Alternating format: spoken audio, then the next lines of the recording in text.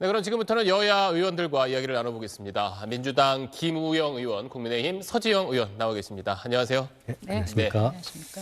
먼저 이제 두 분께 공통 질문을 드려보겠습니다. 오늘 헌재 선고 어떻게 보셨는지 궁금한데 먼저 김 의원님부터 말씀해 주시죠. 네, 우리 대한민국의 민주주의가 살아있음을 보여준 헌재의 위대한 판단이었다고 생각합니다. 대한민국은 산업화 민주화 과정에서 국민들의 피땀으로 잘 일궈온 나라예요.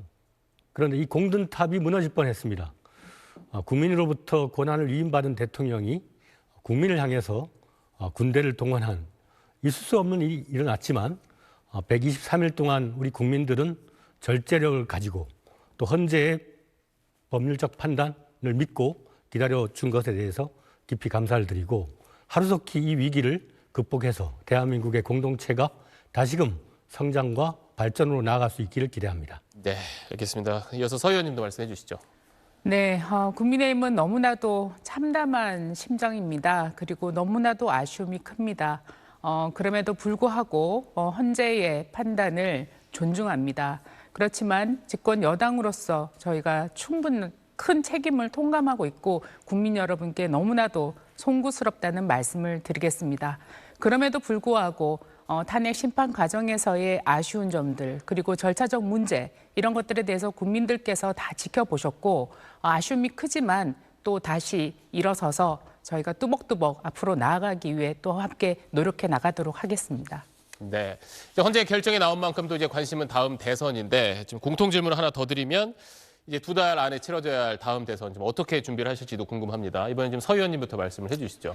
네, 저희는 아무래도 반성과 성찰의 시간이 굉장히 필요한 상황입니다. 오늘 의총을 통해서 여러 가지 말씀들이 있었지만 대선에 관한 말씀들은 거의 나오지 않았습니다. 그럼에도 불구하고 정치의 시계는 흘러가게 되어 있기 때문에 저희가 이대로 주저앉아 있을 수만은 없을 것입니다. 이제 곧 의원님들의 의견을 모으고 또 당원들의 의견을 모아서 저희가 차근차근 앞으로 정치 일정을 준비해 나가도록 하겠습니다. 네, 반성과 성찰 시간을 갖겠다는 서 의원님 이야기 들어봤고요. 김 의원님도 한 말씀 해주시죠. 네, 우리 대한민국이 위기에 처할 때마다 바로 민초, 국민들이 그 위기의 극복의 해결 방안을 제시를 했고 실제 그 위기 극복의 성과를 보여줬죠. 이번 조기 대선이 이루어집니다마는 가장 중요한 것은 회복과 성장입니다.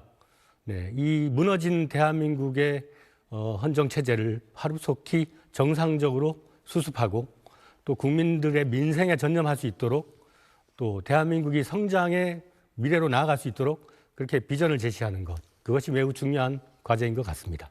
네, 알겠습니다. 그럼 이번 대선에 대해서 좀 더 구체적인 질문을 제가 각자 좀 드려보겠습니다. 먼저 이제 김우영 의원님한테 질문을 드릴게 사실 민주당 대선 경선은 이른바 이제 이재명 대세론이 뭐 이렇게 흘러가는 거 아니냐 지금 전망이 많잖아요. 네. 어떻게 보세요? 좀 경선이 흥행될 것 같으세요? 어떻습니까?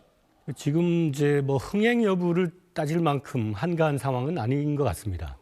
나라가 상당히 그 혼란 속에 있었고 지금도 많은 후유증을 앓게 될 텐데 중요한 거는 미국 트럼프발 관세 관련 전쟁이라든가 이런 국제적인 질서 속에서 한반도 안보 환경이라든가 이런 문제를 어떻게 잘 수습해 나가는가 그런 국가적인 리더십을 보여주는 것이 중요한 일이다. 이재명 대표는 지난 2년 11개월 또 윤석열 정권 기간 동안에 많은 정치적 탄압을 받으면서도 항상 민생을 우선 제시하고 또 문제를 해결해 나가는 리더십을 보이고자 노력해 왔습니다. 그런 평상시의 모습을 국민들과 함께 소통하고 또 집단 지성으로서 대한민국의 위대한 시민의 힘을 정치적으로 받아 안고 희망과 미래를 향해서 나아가는 것이 매우 중요하다고 생각합니다. 네, 알겠습니다. 이번엔 국민의힘 이야기도 좀 들어보겠습니다. 오늘 뭐 윤 전 대통령이 파면됐지만 그래도 대선 국면에서는 좀 특정 주자를 지지할 수도 있는 거 아니냐 이런 관측도 있던데 어떻게 보세요? 네, 저는 그런 얘기를 들어본 적이 없습니다. 네. 그리고 또 대통령께서 어떤 생각을 가지고 계신다 이런 시중에 떠도는 이야기로 대통령의 진위와 생각이 저는 왜곡되어서는 안 된다고 생각하고요. 그건 굉장히 예의가 아니라고 생각합니다. 이미 전직 대통령이 되셨지만 우리 당의 당원으로서 또 전직 대통령으로서 우리가 그 예우를 다 해야 되고 또 대통령의 진위가 왜곡되지 않도록 대통령의 명예가 지켜질 수 있도록 저희가 이런 시중에 떠도는 얘기를 네. 가지고 저희가 예단해서는 안 된다 그렇게 생각을 합니다. 네. 금영훈 의원님한테 질문을 좀 더 드리면 뭐 얼마 전 이재명 대표 항소심 공직선거법 항소심에서 무죄가 나오긴 했습니다만 아직 그래도 재판이 몇 개 남아 있잖아요. 네. 앞으로 대선 레이스에서 이런 사법 리스크 어떻게 좀 흘러갈 거로 보십니까? 이번 헌재의 판단에서도 나왔다시피 윤석열 정권이 그 사법부의 독립도 침해할 만큼 상당히 그 삼권의 분립을 훼손한 그런 측면이 있었죠. 검찰을 동원해서 정치적 중립을 지켜야 할 검찰이 정치 보복의 도구로서 전락을 했고 또 군대를 또 동원했지 않습니까? 네. 이재명 대표는 그 와중에서도 법원에 불려가서 재판을 받았지만 한 번도 법원을 원망하거나 한 적이 없습니다. 대한민국 국민으로서 마땅히 불합리한 법도 지켜야 된다고 생각을 해왔고요. 그래서 이게 사법 리스크가 아니라 정권의 사법권을 남용한 그런 리스크였다고 보고 있고 이걸 이제 바로잡는 과정이 앞으로 좀 필요할 것 같습니다. 이재명 대표가 지금 주어져 있는 어깨 위의 짐이 대한민국 국민 전체의 운명과도 연관되어 있기 때문에 결코 이렇게 심리적으로 흔들리지 않고 절제적이고 또 우리 대한민국의 미래만 바라보는 그런 자세로 나아가야 한다고 생각합니다. 네, 알겠습니다. 이번에는 또 서재영 의원님한테 질문을 드리면 사실 국민의힘으로서는 숙제가 있는 게 이제 광장에 많이 나왔던 수많은 또 이제 강성 지지층을 달래면서도 또 동시에 이제 중도층으로 외연을 넓혀야 하는 또 당의 고민이 있잖아요. 이건 어떻게 풀어가야 한다고 보십니까? 네, 우리 당을 지지했던 많은 분들이 지금 굉장히 마음이 아프고 참담한 심정일 것입니다. 그렇지만 우리 당의 당원들을 그리고 지지층들을 저희들은 믿습니다. 앞으로 다가올 대선 국면을 두고 우리 지지층들이 다시 한번 자유민주주의 체제를 지키기 위해서 한마음 한뜻이 될 것이라고 저는 믿고 있고요. 그리고 아까 뭐 여러 가지 얘기를 하셨는데 네. 탄핵 인용이 민주당의 승리는 아니라고 생각을 합니다. 우리가 이 탄핵 인용에 대해서 겸허하게 받아들이고 성찰의 시간을 갖지만 또 정치의 시기가 흘러가는 만큼 저희가 앞으로 대선 국면에서 또 우리 지지층과 중도층으로 외연 확장을 하는 데 있어서 최선을 다해 국민의 마음을 얻기 위해서 저희가 한 발 한 발 노력을 해 나갈 것입니다. 네, 방금 그 좀 연장해서 제가 마지막 공통 질문 두 분한테 드리면 사실 이게 조기 대선이고 그동안 사실 많은 분들이 좀 힘들어했잖아요. 이번 조기 대선에선 좀 유권자들에게 다가가기 위해서 가장 뭐가 필요하다고 보시는지 각 당의 입장을 한 번씩 말씀해 주시죠.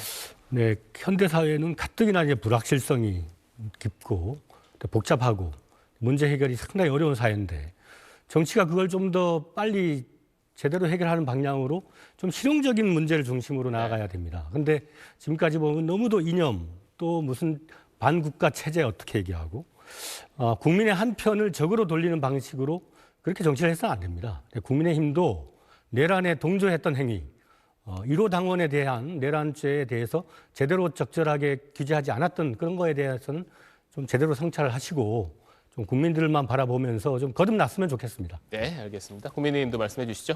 네, 계속 내란죄를 언급하시는 것은 굉장히 유감입니다. 그 탄핵 심판 과정에서 내란죄를 오히려 뺐었고요. 이번에 탄핵 선고에서도 내란죄 부분은 전혀 거론된 게 없습니다. 그럼에도 불구하고 또 상대 정당을 그렇게 프레임시키는 것은 굉장히 유감스럽다는 말씀을 드립니다.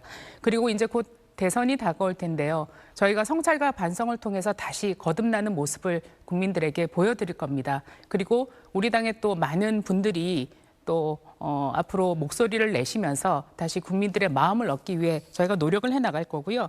하나 또 꼭 말씀드리고 싶은 게 이번 탄핵 그 1차 탄핵안에서 북중러를 적대시한다는 것을 탄핵 사유로 민주당이 들었습니다. 저는 이런 심각한 안보관, 외교관에 대해서 국민들께서 충분히 이해하셨기 때문에 앞으로 어떠한 세력이 또 국가 운영을 해야 되는가에 대해서 국민들께서 깊이 있게 지켜보시고 판단하실 거라고 생각을 합니다. 네, 알겠습니다. 어쨌든 좀 지친 많은 분들을 좀 위로해주는 그런 정치 기대하겠습니다. 오늘 두 분 말씀 여기까지 듣겠습니다. 고맙습니다.